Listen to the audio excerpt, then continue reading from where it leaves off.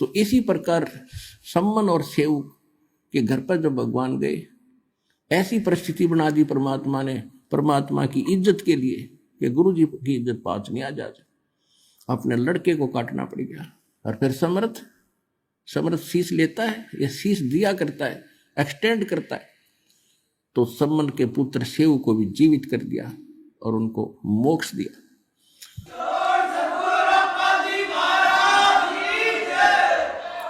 तो इसको कहते हैं नुक्ते ऊपर रिझ जाएगा रे, करोड़ कर्म जल जाए तुम्हारे। फिर हमारी एक गलती है जो सम्मन ने कर दी। उसने क्या गलती की? उसके मन में एक बात बैठ गई कि हे परमात्मा, मैं धनी होता तो सतगुरु की सेवा के लिए मुझे अपना बालक काटना नहीं पड़ता। अब लड़के की गर्दन काटना ये छोटी बात नहीं। और काट दी, फिर उसके बाद उसके दिल में ऐसी ठेस लगी कि ये मैंने क्यों करना पड़ा, कि मेरे पास धन नहीं था। अब वो धन न मांगता रहा, परमात्मा ने उससे जीवन में एक नंबर का सेठ बना दिया। लेकिन सेव और उसकी मां ने की, उनको ज्ञान गजब का समझ में आ गया था, वो तो पार हो गए। ये सम्मन रह गया, माया माया करता, मृत्यु होगी। अगले जन्म में ये नौ शेरवां नाम के एक शहर में नौ शेर खान नाम का राजा बना, बादशाह बन गया, क्योंकि इतना दान सेक्रीफाइस कर रखा था। तो घना धन मालिक ने दिया, इसने डिट के फिर भी दान किया था, उस दान के प्रतिफल में यो बादशाह बन गया। और इसके 80 खजाने थे, 80 गंज बोले हैं। एक यानी जमीन में दाब्या करते पहले राजा लोग, और उस पर एक झंडा टांग देते थे, ध्वजा। तो इसकी 80 ध्वजा टंगी हुई थी। तो राजाओं को दूर के राजाओं, गुप्तचर लोग बता दिया करते थे कि उस राजा के 80 गंज खजाने हैं। 80 गंज, एक गंज में अरबों खरबों का खजाना होता है, हीरे पन्ने लाल ऐसे ऐसे, सोना चांदी। अब वो तक खूब चौड़ा हुआ बैठा राजा बन के, इतना धन है मेरा, और कंजूस इतना हो गया, दान नहीं करता। तो काल चाहता है कि ये भक्तिहीन हो, इसका भट्ठा बैठे, सारे खजाने दाबे में बैठे, कल मृत्यु हो जाती, गधा बनाओ, वो खजाने के काम आते उस मूर्ख के। वही सम्मन था। अब कहते गोता जो जन मेरी शरण है, ताका हूं मैं दास, और गैल गैल लाग्या फिरूं जब तक धरती आकाश। अब परमात्मा का काम बढ़ाया, अपनी विरान माटी करवाई। अब भगवान फिर पहुंचे वहां एक साधु रूप बना के, और जाके कहा महाराज कुछ दान दे दो। देखो हमारी बुद्धि सेट करने के लिए, हमें उभारने के लिए भिखारी बने भगवान। साधु संत बनकर कहा कि मुझे कुछ दान दक्षिणा करो।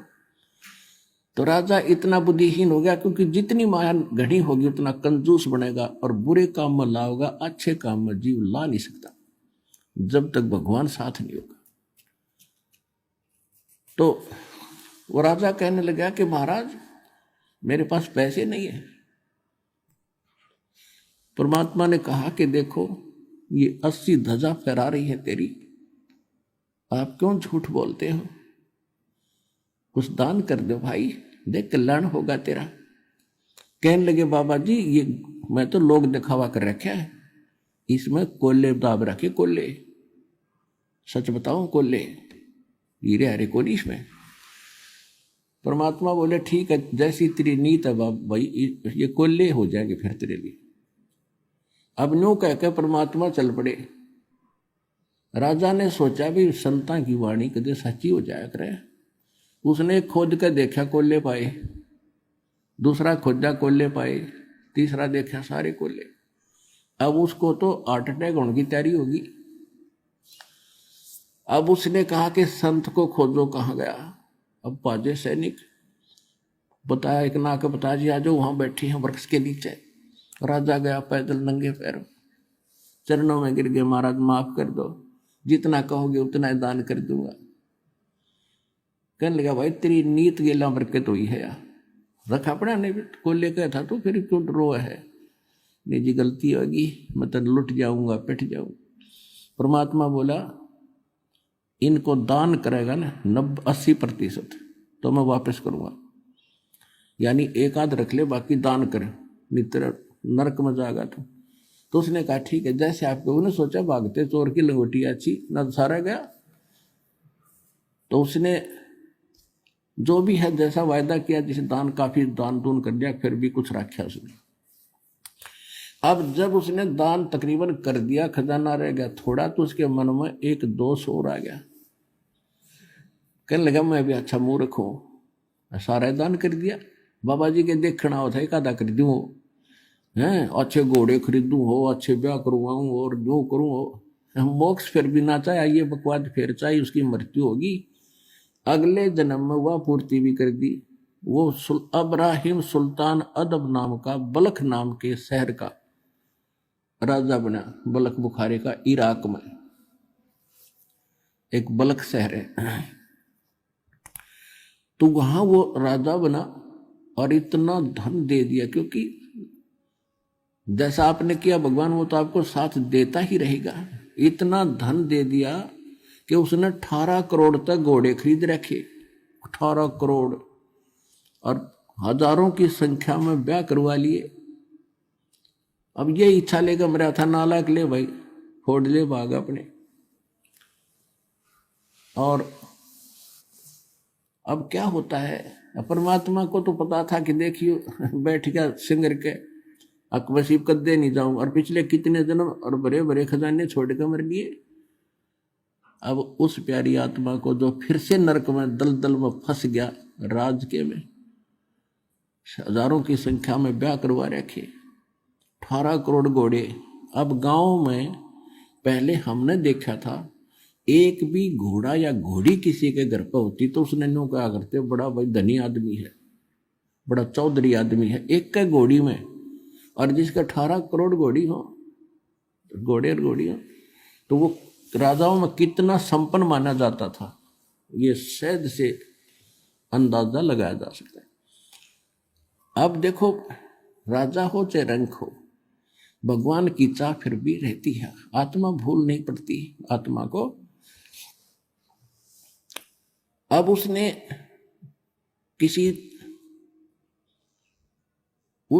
क्या किया, एक संत के बारे में सुना कि बड़ा पहुंचा हुआ संत है, 2 के 20 बना देता है, बड़ा धनी कर देता है।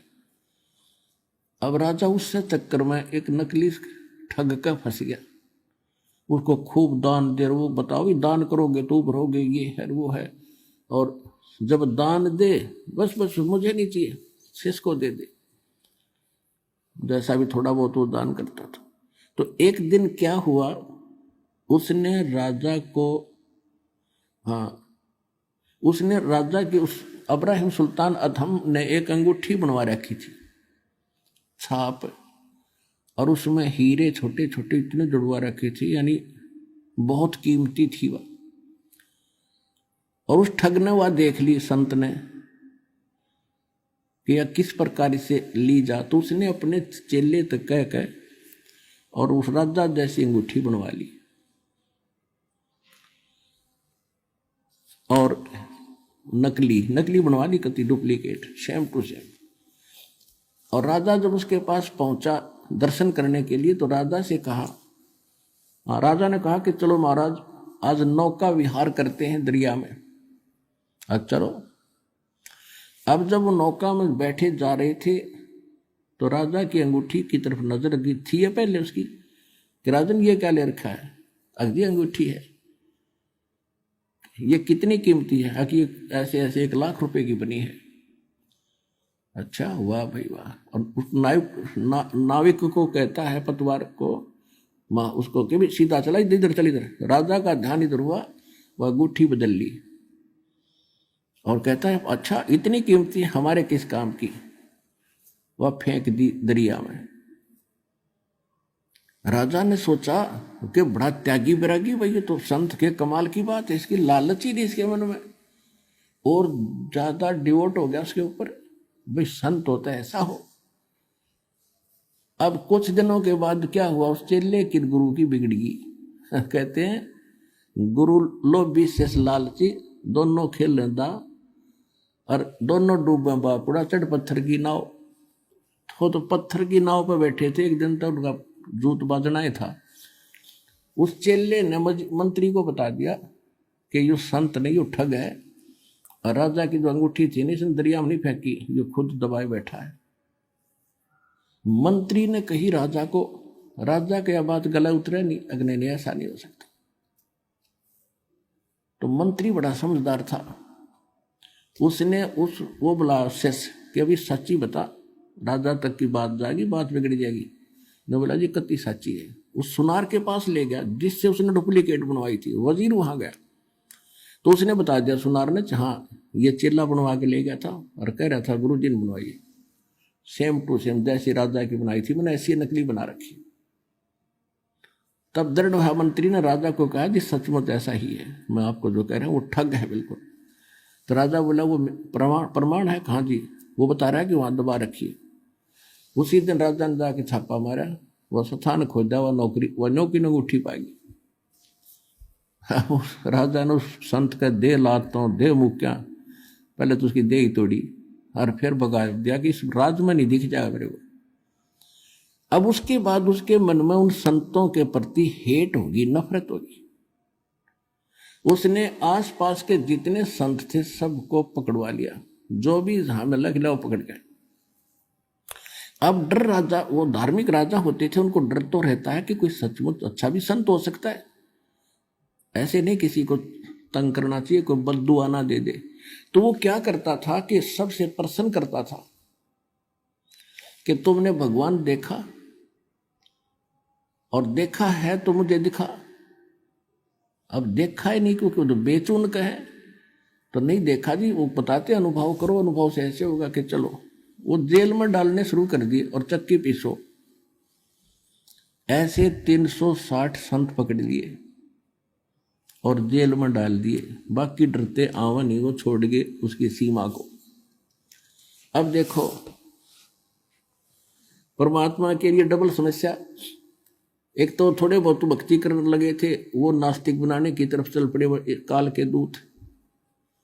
और भगत चाकी पीसर भगवान ने याद करें, वो आत्मा तो कबीरा भगवान की थी कि परमात्मा तेरे नाम पर लगे आज ये इतना कष्ट हमें। और उधर से उस राजा को नरक से निकालना था। अब क्या बताते हैं, अब गरीबदास गरीबदास जी ने परमात्मा की वाणी को, परमात्मा की जानकारी को अपनी वाणी में किस प्रकार बताया है। पुण्यात्माओं, जैसे तुलसीदास जी ने रामायण को अपने चौपाइयों में अपने वाणी के आधार से बताया है, इसी प्रकार समझ लो परमात्मा से प्राप्त ज्ञान को दिव्य दृष्टि के आधार से 100% ज्ञान गरीबदास जी ने परमात्मा का सुनाया है, उनकी लीला बताई। पंजा दस्त कबीर का सिर पर अर्श अमाने, बादशाह नो शेरवा से आने भये सुल्तान। 9 शेरवा के राजा से फिर सुल्तान अधम बन गई। 18 लाख तुरा दिया और 16 सेंस हुरम्बे, सतगुरु मिले शिकार में है मारा बान असंभ। अजब नवेली पद्मनी अजब नवेला भोगे, और देखो अदम सुल्तान ने भाई कैसे लीना योग। गगन मंडल से उतरे वो साहेब पुरुष कबीर, गगन मंडल से उतरे सतलोक से आए और चोला धरा खवास का।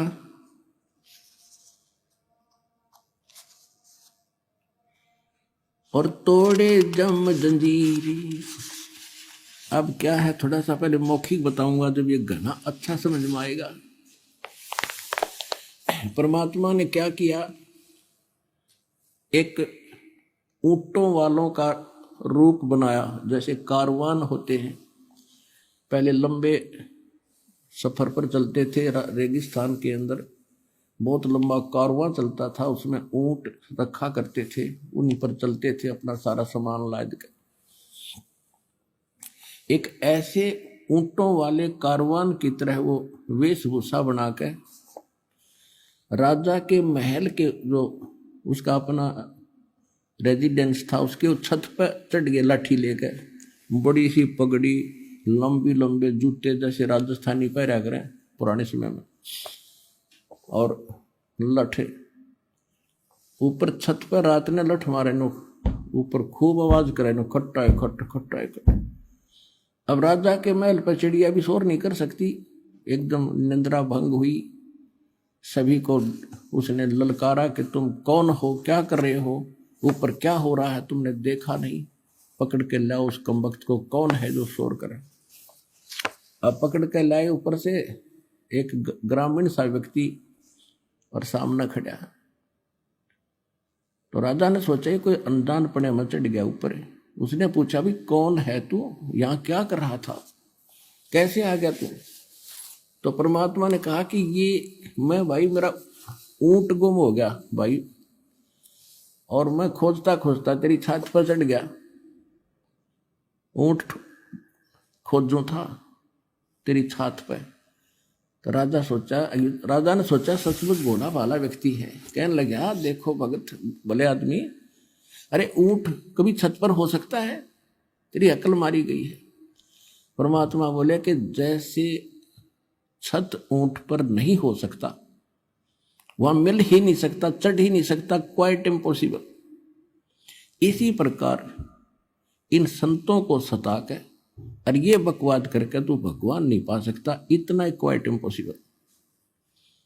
यूं कहकर अंतर ध्यान हो गया, अदृश्य हो गए सामने से।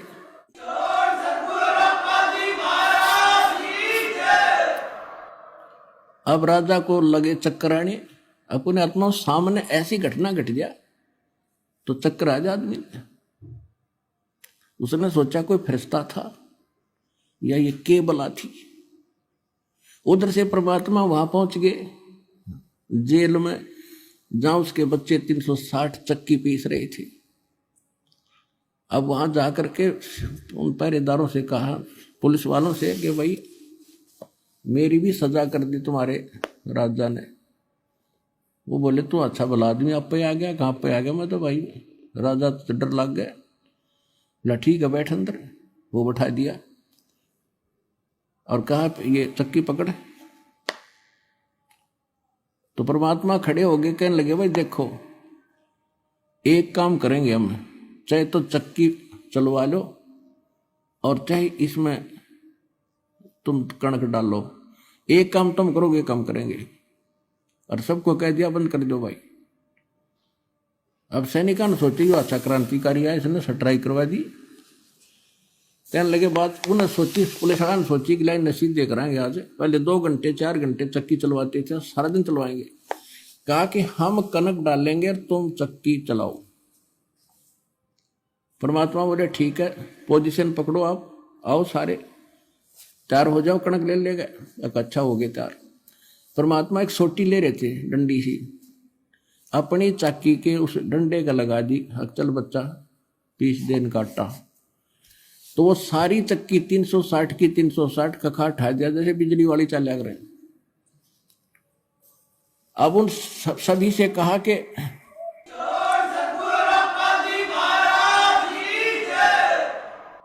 अब उन सभी जो साधु संत थे, जो बोला नकलियो आंखें बंद करो, आंखें बंद करी और खोलो। आंखें खोली तो जंगल में खड़े हैं। परमात्मा बोले भाग जाओ इस बुद्धि भ्रष्ट की सीमा छोड़ के। वो तो गए थुक मुठियां, जहां हो कोती डांग ठोकते, सीमा पार करके डटे बाबा जी। तो अब उधर से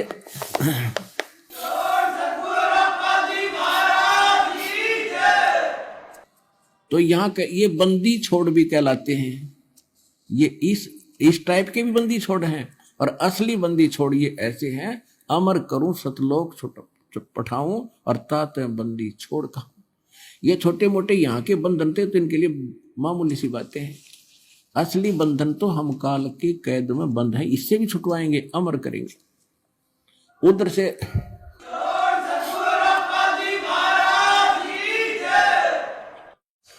से राजा चिंतित हो गए, बेहोश हो गए।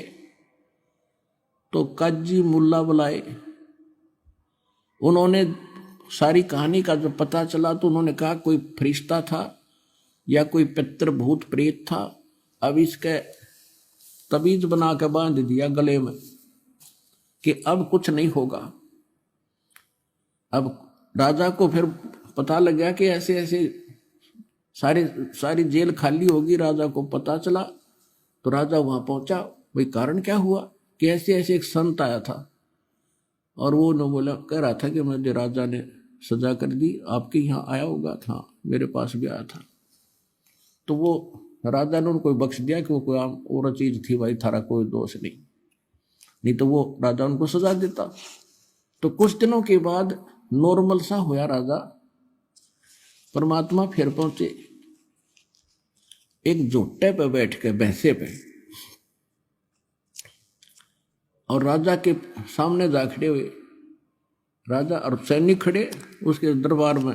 रेजिडेंस अलग होता है राजा का और कार्यालय अलग था। कार्यालय में पहुंच गए, वहां तो आम जनता जा सका अपनी फरियाद करने के लिए। अब जोटे पर बैठे परमात्मा, राजा बोला भाई यूं कैसे आ गया जोटे समेत? बोला जी पूछे। कहाँ भी क्या बात है? कि अभी मैं राजा से मिलना चाहता हूं और राजा को ये बताना चाहता हूं भगवान कौन है। तो राजा को पता चला, कहा कि बुलाओ भाई।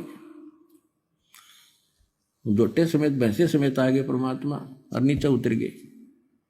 हाँ, ऊपर बैठे थे। तो राजा ने कहा कि भाई कैसे आए? कि आपके प्रश्नों का उत्तर देने आया हूं।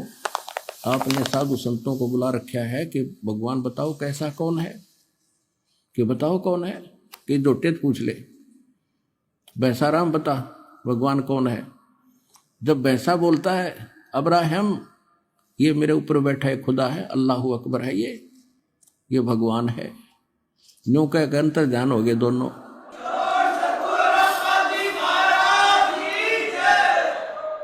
अब राजा फिर चित गया, बेहोश हो गया, चक्कर खा के गिर गया।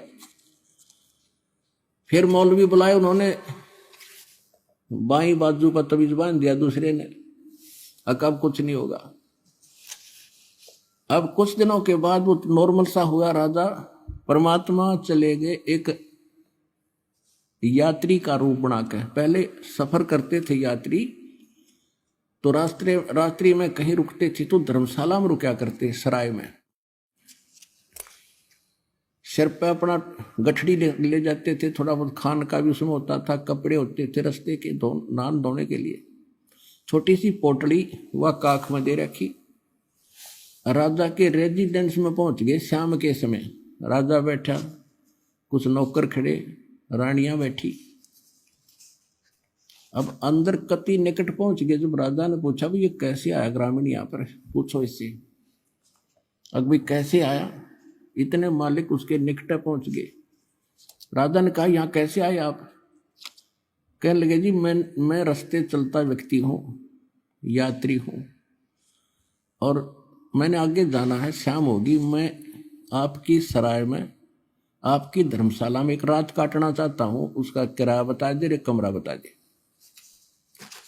अब राजा कहने लगा, बोले आदमी आपने ये सराय दिखाई देती है, ये राजा का महल है, मैं राजा हूं, ये धर्मशाला नहीं, धर्मशाला कहीं और है, वहां जाओ।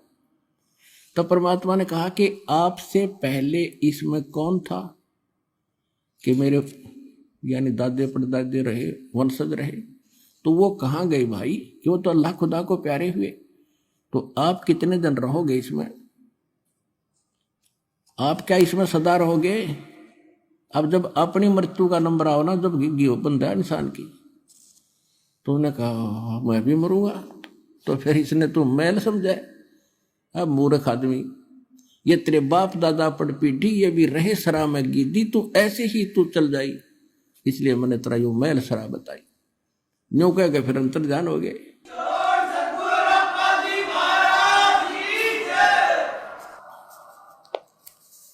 अब वो फिर चक्कर खा गया, दूसरी बाजू का बंधवा दिया तबीज, मौलविया से अकब ठीक रहेगा।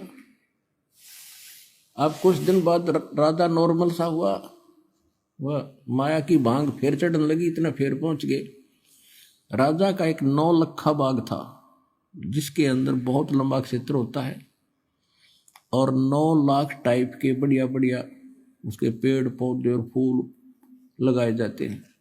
उसमें दिन में विश्राम करता था 2-4 घंटे, और वहाँ बांदियों की ड्यूटी लगाई जाती थी, नौकरानी उनकी वो बेड को सेट करके आते थे, बिछाते थे झाड़ जोड़ कर, और आसपास फूल के गुलदस्ते लगाया करते थे।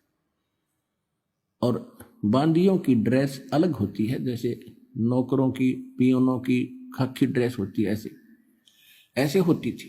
एक दिन परमात्मा स्वयं गए दासी रूप बना के, बांदी रूप बना के, और अब्राहिम सुल्तान की वह बाग में सेज यानी बेड लगाया, चारों तरफ गुलदस्ते लगा के, और लेट गए, उस समय स्वयं सो गए।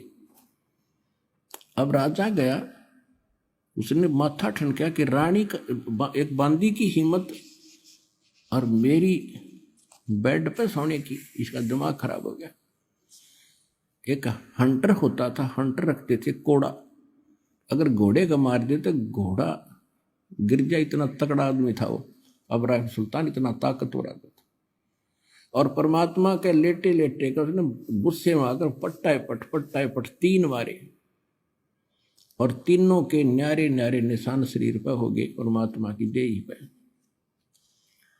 अब फिर खड़े हुए मालिक बांदी रूप में, एक बार तो थोड़ा सा आए मर गया, ऐसे मर गई नो कहा, और फिर खड़ा होकर जब देखा तो लीला करे थे, और हंसते हंसते लोट पोट हो गए हंसे।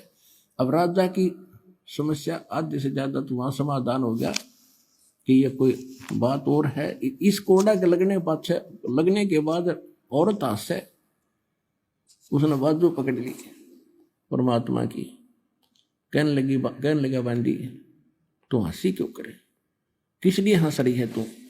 कि मैं इसलिए हंस रही हूं कि इस तेरी गंदी सेज पे बेड पे मैं तो एक घड़ी लौटी थी, और इसी निकम्मी ये बेड है जिसको मुझे 3 करोड़ों की सजा मिली। मैं न्यू हंसू हूं बेटा, तेरे साथ के बीतेगी, तू तो डेली सोता है इस पे।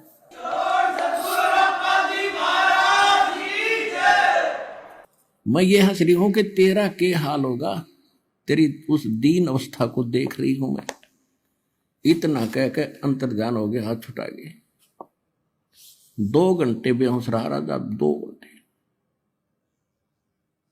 अब उसके बाद काफी दिन के बाद क्या सोचा, रानियों ने सोचा, मंत्रियों ने सब सलाह करी कि इसको हम बाहर ले जाते हैं जंगल में, हफ्ते 10 दिन के लिए बाहर रहेंगे, शिकार करेंगे, इसका मन सेट हो जाएगा, काम काज में लग जाएगा।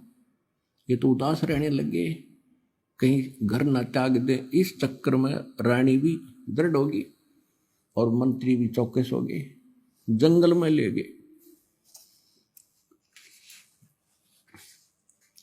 जंगल में ले गए, वहां जाकर पड़ाव ला दिया, और सुबह से लेकर दोपहर होगी, शिकार करने के लिए गए थे सैनिक भी उसके साथ और वो भी राजा भी, कोई भी जानवर नहीं मिला। तो दोपहर के आसपास उसको एक मृग दिखाई दिया आता हुआ। राजा ने सभी सैनिकों से बोल दिया कि जिसके पास से ये मृग चला गया उसकी खैर नहीं है, क्योंकि राजा बगैर शिकार किए वापस आओ तो अपनी बेइज्जती मान्या करें। तो परमात्मा ने ऐसा दया करी, वो तो लीला थी, वो मृग उस राजा के घोड़े के नीचे के निकल गया। राजा शर्मिंदा होकर उसके पीछे भाग लिया कि इसको मैं ही पकड़ूंगा। इतनी दूर चला गया, वहां जाके टेढ़ा होकर अंतर्ध्यान हो गया, और बहुत दूर चला गया, और अपने पड़ाव से बहुत दूर चला गया। जहां उनकी रोटी पानी था वह आसपास कोई जल नहीं, उसको भूख भी लग आई और प्यास भी, घोड़े को भी उसको भी। ऐसी स्थिति आ गई उस राजा की और घोड़े की, अगर 10 मिनट 20 मिनट जल ना मिले तो दोनों मरे।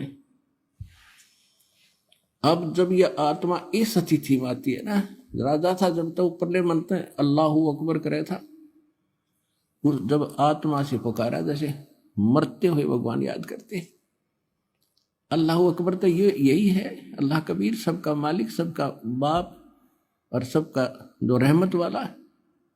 पहुंचूंगा छन एक में जन अपने के हेत।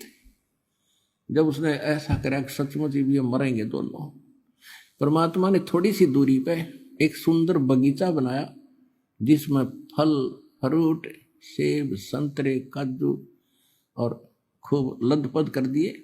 एक सुंदर सरोवर बनाया जल, और उसमें एक झोंपड़ी रच दी जैसे साधु घने दिनों तो रह रहा हो, और उसके 3 कुत्ते बेलों से बांध रखे खूटे गाड़ गाड़ के। और उधर से इब्राहिम सुल्तान रोता हुआ आगे को खिस रखने देख रहा था। सामने देखा जल तो खुशी हुई, घोड़े को पानी पिलाया, आप पिया, फिर फल फ्रूट खाए, फिर देखे तो महात्मा बैठे हैं। उसने वहां पर जब छक लिया ना, पेट भर गया, जान बच गई, फिर बकवाद भावे। उसने सोचा कि बाबा जी 3 कुत्ते ले रहा है, बढ़िया है, तो एली सेशन से, और इनमें से 2 ले चलता हूं। क्या करेगा बाबा यहाँ पर? अब परमात्मा के पास आकर कहने लगे कि जिंदा इन 3 कुत्तों का क्या करेगा तू? परमात्मा बोले बैठ जा, बताऊंगा। वो बैठ गया और उनके सामने काजू किशमिश के हलवे बना के और पत्तों पर रख के, और उनसे इतनी दूर पर रख रखे, वो कोशिश कर रहे बेलों समेत वहां तक मुंह पहुंचाने का, पंजे पहुंचाने के, पहुंच नहीं रहे और भूखे मरे। और फिर उनका एक खाली बेल और ले रहे थे कुत्ते बांधन की, जिन वह रखी थी साथ में, और उधर से परमात्मा एक सोटी ले रहे थे, उनके डंडा मार रहे थे। तो राजा ने कहा कि ये क्या कर रहे हो, इनको खाना क्यों नहीं खाने देते, और इनमें से 2 कुत्ते मुझे दे दो, आप क्या करोगे? परमात्मा बोले भाई ये कुत्ते ऐसे देने के नहीं, ये VID है, वेरी इंपॉर्टेंट डॉग है ये। अब वो कैसे कि एक बल्ख बुखारे का शहर का जो बराजा है ना, ये तो इसका दादा है, पिताजी है, ये उसका दादा है, ये उसका तीसरा दादा है। इन हरामजादों को मैं कहा करता भक्ति कर लो, और मैं बहुत मिला इनसे, इनका बुद्धि में आई को ना। अरे भी इनको हलवा चाहिए, अब खवाऊंगा इनको हलवा, तो और मारे के। अरे एक खाली बेल ले रहा हूं ना, अब जो राजा बैठा गद्दी पे वो कुत्ता बनेगा, उसने इसका बांध दूंगा बेटा। उसका तो पसीने आ गए।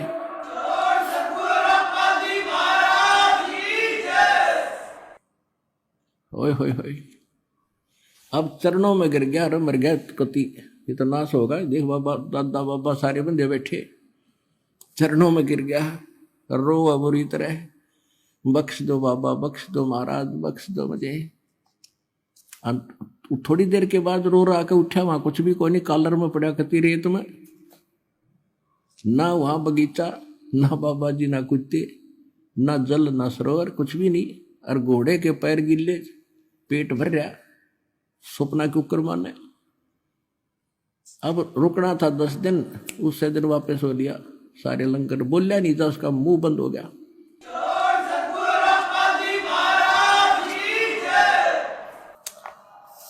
अब फिर आके बैठ गया कति गुमसुम। रानियों ने फिर बुलाया, कोई जंतर मंतर करनिया। एक बड़े से हाल के अंदर रानी, मुख्य मुख्य रानियां, वजीर खड़े, सब समझा रहे। रानियां भी कह रही थी आप तो ऐसे ही घबरा जाते हो, ये तो ऐसे होता रहता है, फलाना है, ये कुछ नहीं होता, ये तो वैसे हवा होती है। उसका मन बदलने की चेष्टा कर रहे थे काल के आधार से। इतने में कुत्ता आया, उसके सर में कीड़े पड़े हुए थे, और आके इब्राहिम सुल्तान के सामने खड़ा होगा कि इब्राहिम सुन ले कान खोल के। कुत्ता बोला, और सब देखने लगे क्या हो गया भाई, कुत्ता बोला है। कहने लगे मैं फलाने देश का राजा था, नगरी का, याद है तेरे, और मेरा ऐसे ऐसे उनके साथ युद्ध हुआ था, मैंने इतने जीव मारे थे, और अब जितने वो सैनिक मन मारे और मरवाए थे, ये देख, यो मिला मेरे को, तेरे पर तो मेर हो रही है भगवान की, कुछ सोच ले। नो कहकर खेल दे ही गया, बाज गया कुत्ता, अंतर्ध्यान हुआ। अब वो बोले, राजा बोला कि तुम तो नो को थे कि आप वैसे ही करे हो, तेरे सामने हो रहे तो। उन सबको बाहर निकाल दिया, गेट आउट, अंदर से कुंडी ला दी। रात के समय महल के पीछे से रस्सा बांध के सब कुछ त्याग के और काला मुंह कर लिया, एक साल लपेट लिया, ऐसे अल्फी ला ली, गांठ मारकर चल पड़ा। रात ने 15-20 किलोमीटर खींच दी। अब भूख लगी भगत ने, क्योंकि राजा था, पैदल तक चलना नहीं था, गजब की भूख लगी।